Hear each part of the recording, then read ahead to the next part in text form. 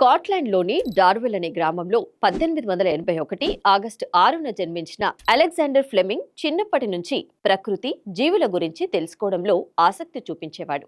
అయితే ఆయన కుటుంబం ధనవంతుల కుటుంబం కాదు. అందుకే చదువును మధ్యలోనే ఆపేసి లండన్లోని ఒక షిప్పింగ్ ఆఫీస్లో కొన్ని సంవత్సరాలు పనిచేయాల్సి వచ్చింది. తర్వాత ఆయన జీవితంలో ఒక పెద్ద మార్పు వచ్చింది. తన మేనమామ నుంచి కొంత డబ్బు వారసత్వంగా రావడంతో మళ్లీ చదువు కొనసాగించాలని నిర్ణయించుకున్నారు.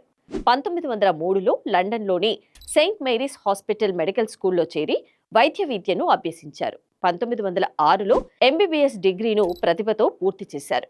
వైద్యుడిగా పనిచేయడం కంటే వ్యాధులపై పరిశోధనలు చేయాలని ఫ్లెమింగ్ నిర్ణయించుకున్నారు. సూక్ష్మజీవులపై ఆయన అనేక పరిశోధనలు చేశారు. 1928లో ఒకరోజు ఆయన ల్యాబ్లో ఆశ్చర్యకరమైన విషయం గమనించారు. ఒక బ్యాక్టీరియా కల్చర్పై పెరిగిన ఒక ఫంగస్ చుట్టూ బ్యాక్టీరియా నశించినట్లు కనిపించింది. ఈ ఫంగస్ నుంచి వచ్చిన పదార్థమే తర్వాత ప్రపంచంలో మొట్టమొదటి యాంటీబయాటిక్ అయిన పెన్సిలిన్. ఈ ఆవిష్కరణ వైద్య శాస్త్రంలో ఒక విప్లవం సృష్టించింది.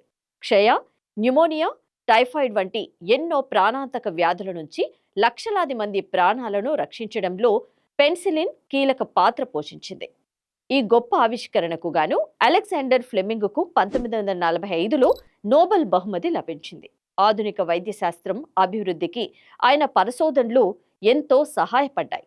ప్రపంచ ఆరోగ్య రంగంలో ఆయన చేసిన సేవలు చిరస్థాయిగా నిలిచాయి. 1955 మార్చి 11న లండన్లో ఆయన మరణించినప్పటికీ మానవాళిని కాపాడిన శాస్త్రవేత్తగా అలెగ్జాండర్ ఫ్లెమింగ్ పేరు ప్రపంచ చరిత్రలో ఎప్పటికీ నిలిచిపోతుంది.